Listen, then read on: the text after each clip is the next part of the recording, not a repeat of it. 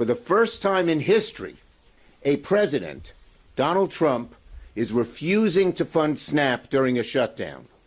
42 million Americans, hungry children, middle-class families someone's lost the job, veterans, senior citizens who struggle to pay for their food.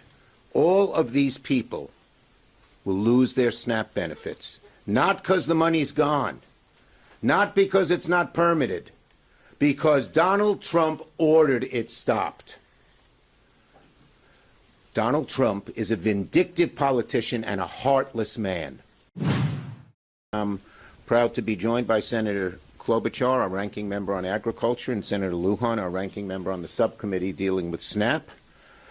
So look, right now we're staring down the barrel at two crises at once.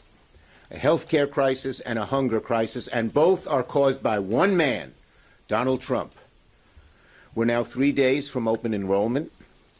Today, the window shopping begins. People are going to see drastic increases in their health care costs.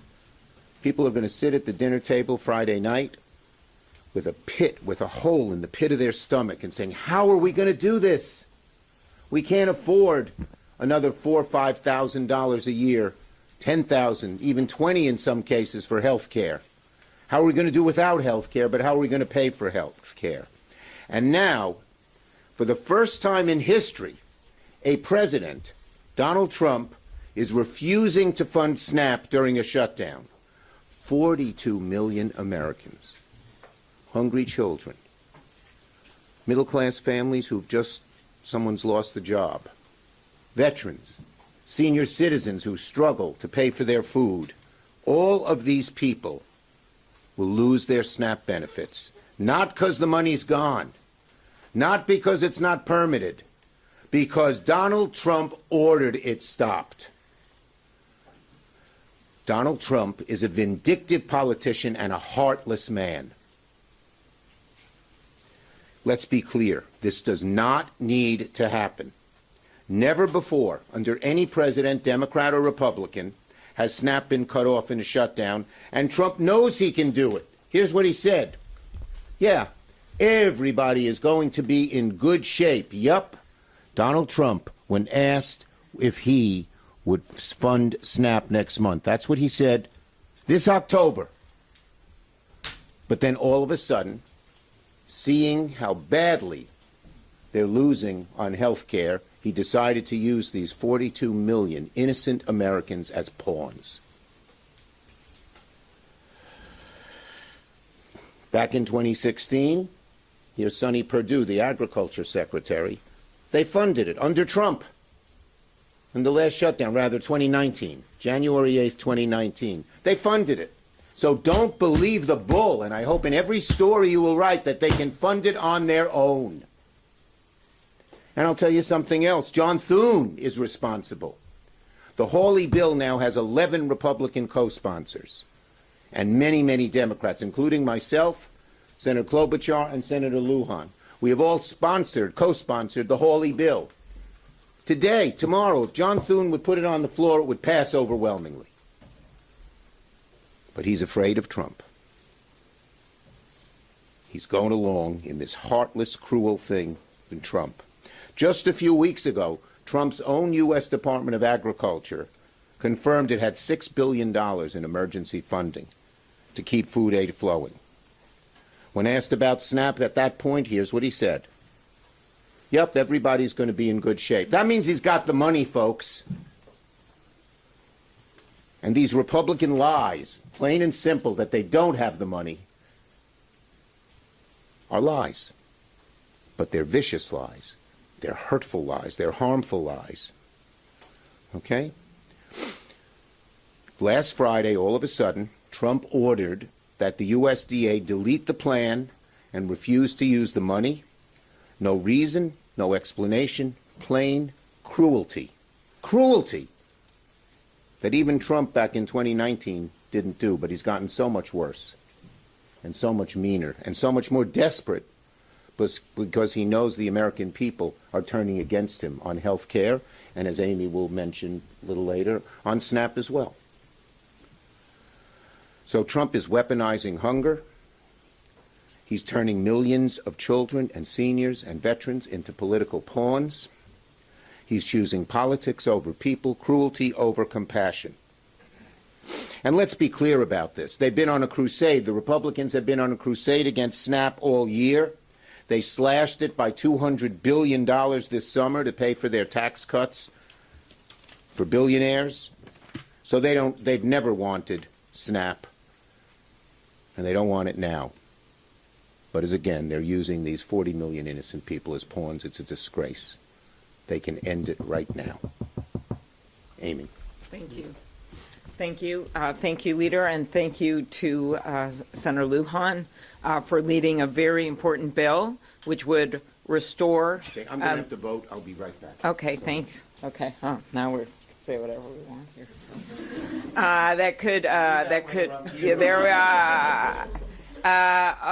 A very important bill that would restore the SNAP funding, and that bill, like the Hawley bill, as we could pass right now. Senator Luján's bill that I'm co-sponsoring with him, he's the lead of the Subcommittee on Agriculture, actually includes WIC as well, so I'm partial to it. But the point is that both bills we're supportive of. And so Senator Thune should call these bills up. He should call both of them up immediately, and as Senator Schumer said, they would pass. So that's why this is such a false crisis. Why is it actually a crisis?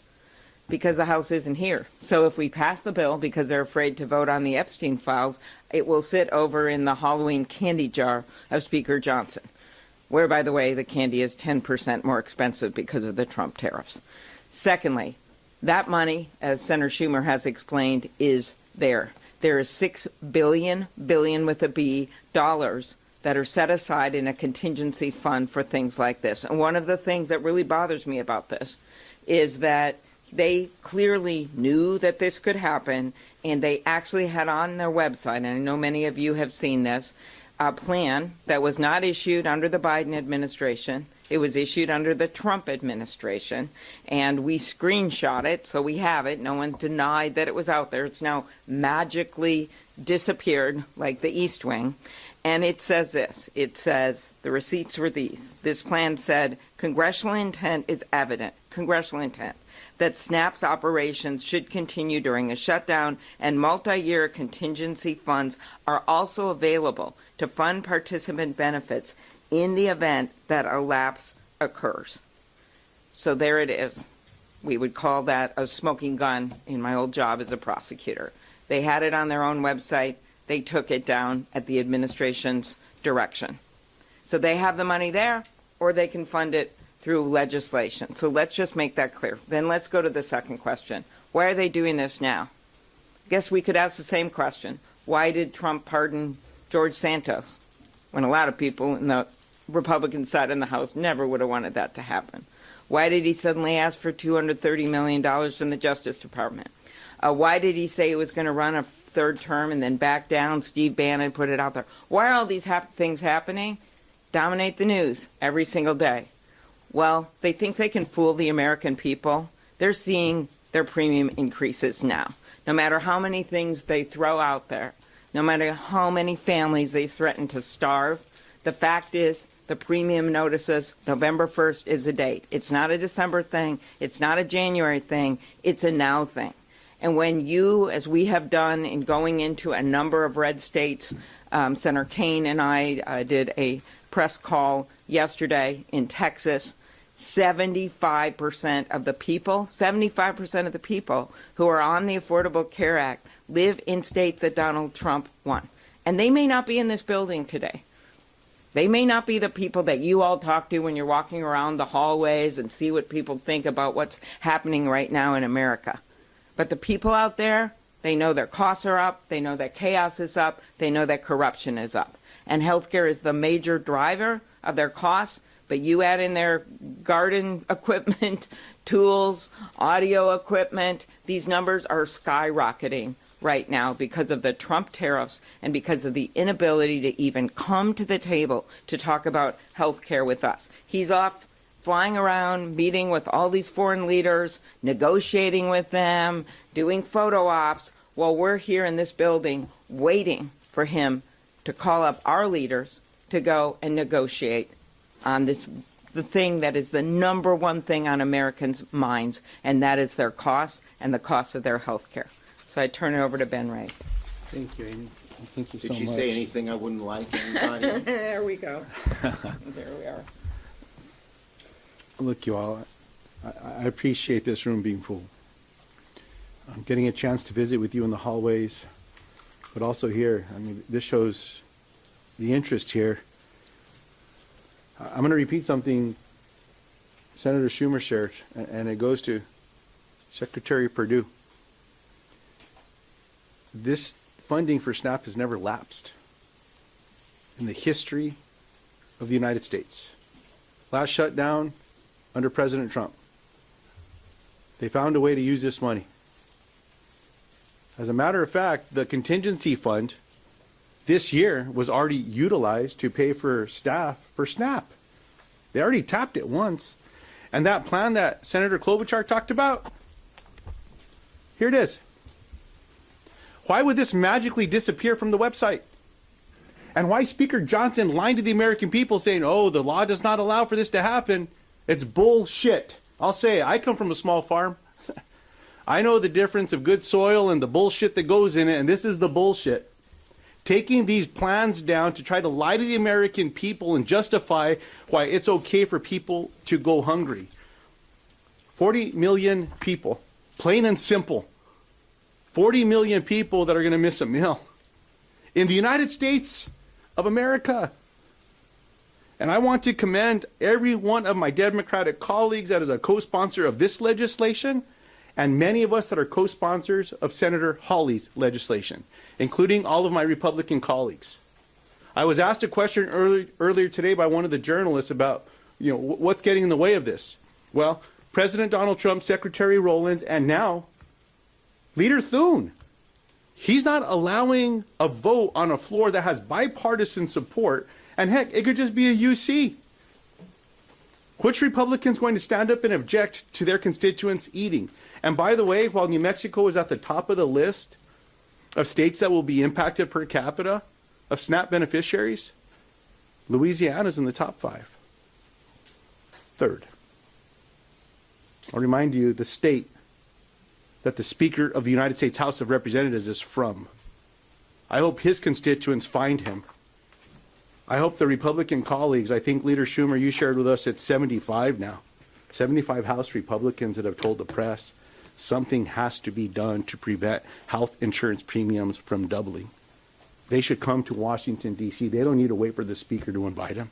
Come down here. Let's get together. If the Speaker doesn't want to get in a room, how about the rest of us get in a room? I'll close with this, Chuck, as I turn this back to you. We had a governor from New Mexico, Bruce King, cattle rancher.